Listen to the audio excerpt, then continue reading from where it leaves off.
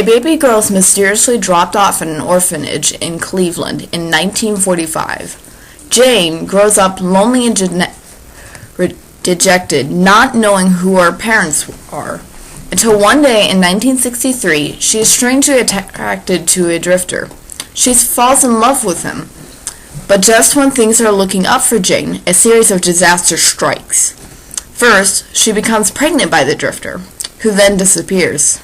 Second, during the complicated delivery, doctors discover that Jane has both sets of sex organs, and to save her life, they must surgically convert her to a him. Finally, a mysterious stranger kidnaps her baby from the delivery room. Reeling from these disasters, rejected from sight, scorned by fate, he becomes a drunkard and a drifter. Not only has Jane lost her parents and her lover, but he has lost his only child as well. Years later, in 1970, he stumbles into a lonely bar called Pop's Place and spills out his pathetic story to an elderly bartender. The sympathetic bartender offers the drifter the chance to avenge the stranger who left her pregnant and abandoned, on the condition that he join the Time Traveler Corps. Both of them enter a time machine, and the bartender drops the drifter off in 1963.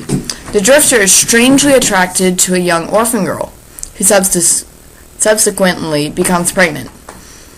The bartender then goes forward 9 months, kidnapping the baby girl from the hospital, and drops the baby off in an orphanage back in 1945.